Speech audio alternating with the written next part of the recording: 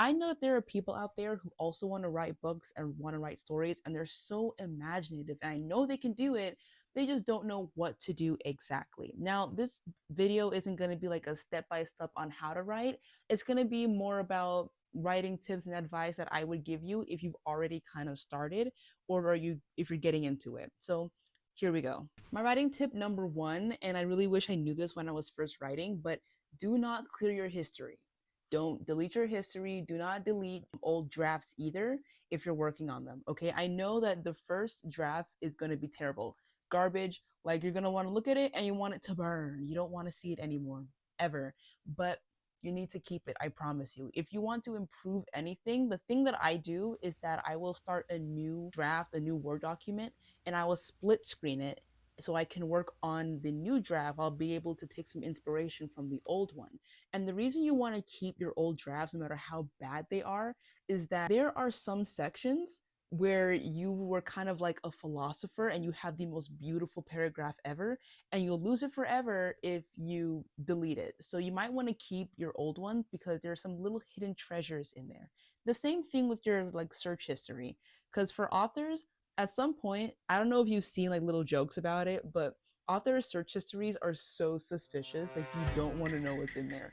But there are some things about location, some facts, some websites that you might find that if you delete your search history or clear it, you'll never find it again. And it is so heartbreaking. So I would just keep like bookmarks, tabs, even write down the places that you've searched up, the websites that you've been on, and just keep everything in your history so you can always go back to them. Because trust me, you will. And this is especially true if you're using real life locations, because for my book, I am making up certain locations for my characters because it is fiction fantasy, but I do also have them kind of in the real world. It's like urban fantasy, you know? They're kind of hidden in real life locations, and I just kind of turn those locations into more whimsical versions of themselves. But I need to know where my characters are at. My mistake was not doing this, so whenever I would go back, I would have to rely on my own mind map memory and go find out where I was.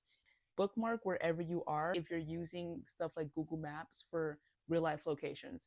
If you're just making up your entire world, I would just suggest creating a map, drawing it out, like you know it because you made it, so you wouldn't have to worry about that. Number two, and this is so huge for me, but whenever I have an idea for a story, I have to write it out first. So writing it out, not typing it, because for some reason using paper just gives me more inspiration. When I'm using paper and I'm writing it out, it gives me less of a need to be perfect. I get to just write out and scribble out whatever ideas I don't like instead of having to deal with deleting and typing and thinking that it has to be like a perfect draft. It doesn't. So in this very book and like five others that I left on campus, I have a whole bunch of world building, character building right in here.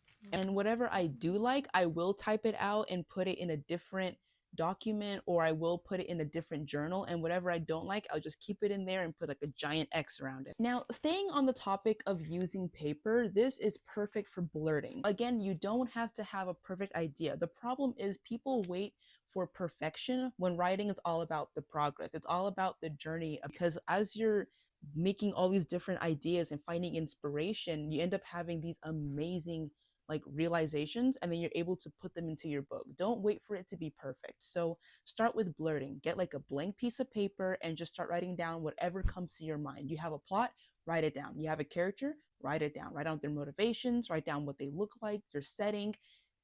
Put down anything you possibly can, even if it doesn't make sense, because later on it will. You'll be really happy that you wrote it down. My next writing tip is really narrowing down where do you want to start writing your story. Okay, I've heard that people use Google Docs, and I've heard that people have been traumatized by using Google Docs because all their work is erased for some reason. I don't really know.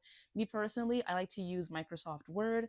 I know a lot of people don't like to use it because it's kind of difficult, but that's why I learned that if I want to insert any kind of pictures or illustrations, Word makes it pretty easy for me to do that and format it in the way that I want. Also, I don't need the internet to work on Microsoft Word. That's a good part. If I'm working on Google Docs and I'm somewhere that I don't have any internet and I want to write, I'm basically cooked. Like I can't do it. But if I'm offline, I can still do it in Word, which is why I prefer it. Sometimes I will even use planning in Notion. I have some Notion templates that I didn't make, but I use Notion templates to kind of narrow down my plots, my characters, give them a space where I can really focus on them. So you can just choose whatever kind of platform you want to use to write it. Just make sure that you always back up your work. And I mean like autosave, because you don't want to lose your work. It is the worst thing to happen to you. Now, these next few tips are going to be more about, less of a setup and more about what you're supposed to do while you're writing. So, what if you want to figure out the characters or locations or what's even going on in your book? My very first thing is to decide a genre. It sounds obvious, but a lot of people kind of just forget to pick a genre and they forget to pick a location. Your setting is the most important thing you can do, because your setting will kind of not dictate, but it will guide you on how you dress your characters' names, their motivations. It will guide you on like the time, the place, what the problem is, and that will eventually help you figure out your plot. So picking a genre can help you narrow down everything so that it's much easier to create the story or know what you're working towards. Now, for this specifically, I don't like to write it out. I like to use Pinterest so I can visually see what I'm doing. So I'll search up like different kind of like aesthetics or different kind of houses and homes, and I'll say, okay, this kingdom works like this, so it's going to look like this. This person lives in this kingdom, so they're going to wear this. Now, when you're able to visualize your characters and visualize your place, the story will start to form. And then you're also able to figure out even how the characters are acting because of the place and their environment that they're in. So choosing a setting is very important, and I would really lay down world building and character building before anything else. Okay, and my very last tip, if you don't have a plot, I would really focus on character motivations, okay? Who are they and what do they want? Because then that would kind of help you brainstorm, okay, what is the plot? What do they need to work towards? What are they lacking in their life? What is their society or their environment lacking in general? And then you can start building a problem that they need to solve, because most plots have a problem, whether it's finding something or saving a kingdom or saving other people in general from a tyrant.